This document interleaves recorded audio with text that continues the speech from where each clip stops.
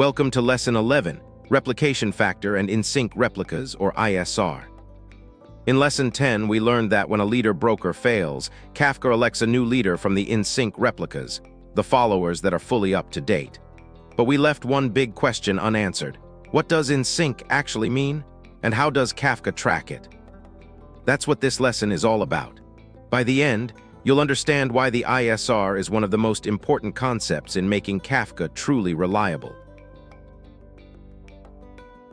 Let's pick up exactly where Lesson 10 left off. You already know that when a leader fails, Kafka elects a new one from the in-sync replicas, but we never unpacked that term. This lesson answers two questions. First, what does the replication factor really control?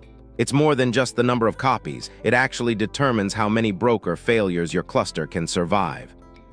And second, what is the ISR and why does Kafka care so much about it? Understanding the ISR is the key to understanding everything about Kafka reliability. Let's start with replication factor. The replication factor, or RF, is the total number of copies of each partition that Kafka maintains. That's one leader plus the rest as followers. You set this number when you create a topic. But the real way to think about it is, how many broker failures can you survive? With RF equals 1, there are no replicas. If that one broker dies, your data is gone.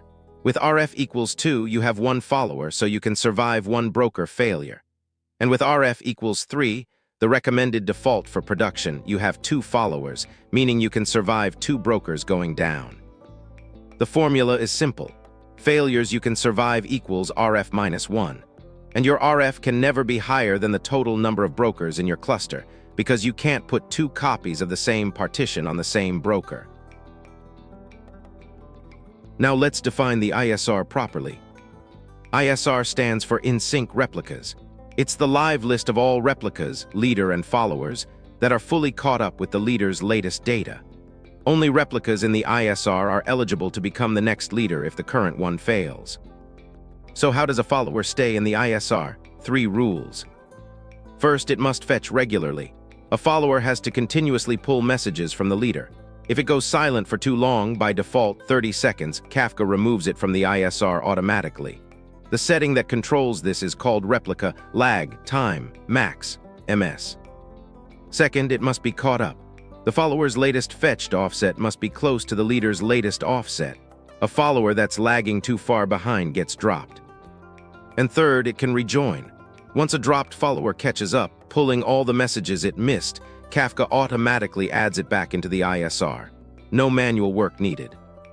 The key thing to remember, the ISR is dynamic. It grows and shrinks in real time as followers keep up or fall behind.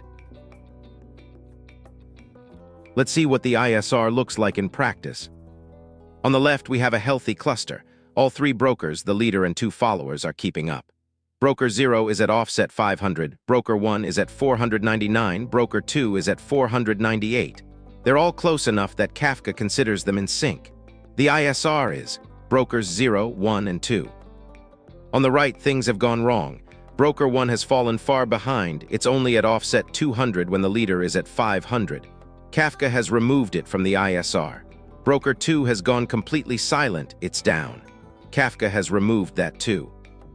Now the ISR contains only Broker 0, the leader itself. This is dangerous. If Broker 0 now fails, there are no in-sync followers to elect as the new leader. That's the situation min.insync replicas is designed to prevent, and we'll get to that in 2 slides.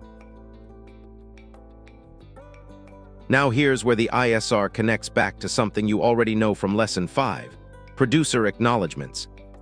You learned that acks equals all means all replicas must confirm the right. But all replicas doesn't mean every broker in the cluster. It means every replica currently in the ISR. So if the ISR has 3 members, all 3 must acknowledge before the producer gets a confirmation. That's the strongest durability guarantee Kafka offers. If the ISR has shrunk to 2 members, maybe one follower is lagging. Only those 2 need to acknowledge. And here's the dangerous case. If the ISR has shrunk to just the leader, then acks equals all is effectively the same as acks equals 1. Only the leader acknowledges. If that leader then dies before replication, you lose data. The key insight: acks equals all only protects you as well as your ISR does.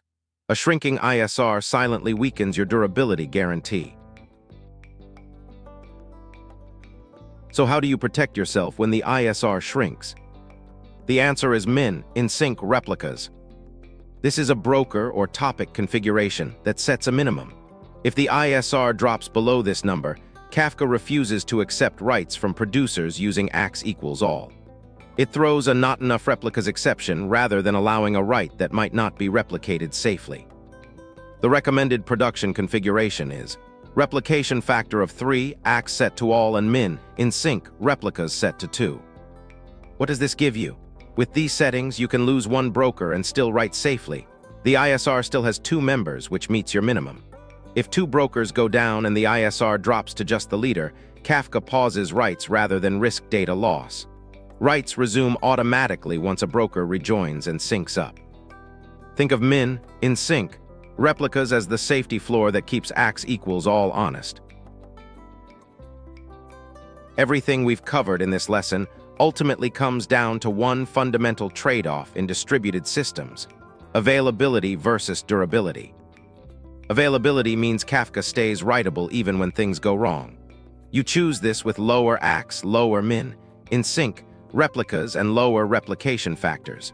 Producers are never blocked, but you accept the risk of losing some data if a broker fails. Durability means no message is ever lost, even under failure. You choose this with acks equals all, min.insync replicas of 2 or more, and ref equals 3. Writes may pause during failure events, but you get a 0 data loss guarantee. Neither is universally right.